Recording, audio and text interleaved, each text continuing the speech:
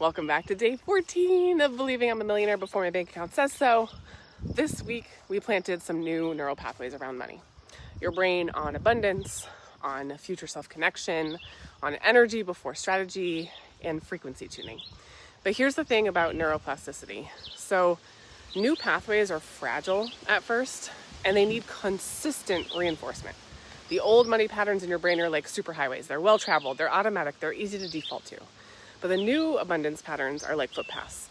They need daily use to become permanent. Today, my friend asked me, how do you feel like things are going for you? We were talking about our businesses. I almost replied with, I finally feel like I'm on the upswing after a tough start to 2025, but I caught myself real quick. Now, you might hear that and think there's nothing wrong with that answer.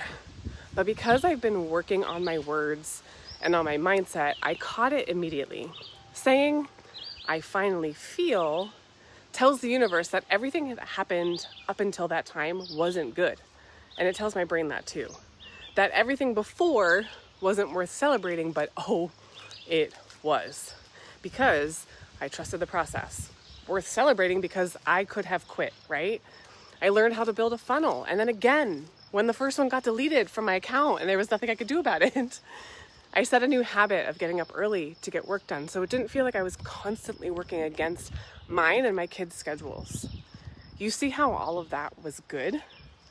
But I was ready to blanket it as hard and not good or not worth celebrating. So it's easy to slip into the old ways, but only with time and practice will you be able to recognize these things quickly before they even come out of your mouth. And when they do, cancel, delete, and rephrase it, right? This is why most people sabotage their breakthrough. They get excited about new concepts, but they don't stick with the practice long enough for the changes to actually solidify. I also see this happen time and time again with recommendations. I was just talking to my sister about this. Someone asked me to recommend a hypnotherapist. So I, of course, called up my sister and I asked, right? Now, most people collect the info, but they never actually make the appointment or do anything with it. And then my girl made the appointment with the hypnotherapist and she texted me yesterday letting me know how amazing her session was. It's about the follow-through, friend. I read a quote today that said, everyone wants to heal until it shows up in the form of discipline. That one hits. So here's a tip I'd love to share with you to make it easier to remember. Set phone alarms.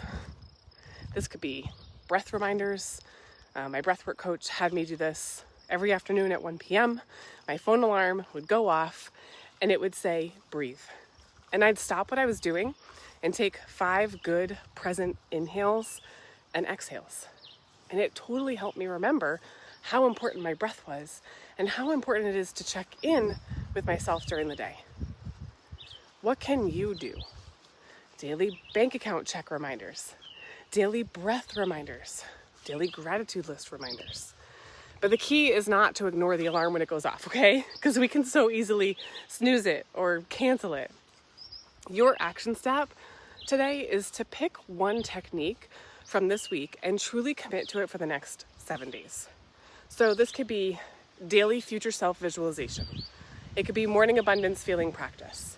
It could be the frequency check-ins throughout the day, or gratitude listing and expansion. Consistency beats intensity. So set your phone reminders to support your commitment so that we can build those neural pathways. And of course, if you feel so inclined, share with us which practice will you commit to daily. And then we'll see you tomorrow for day 15.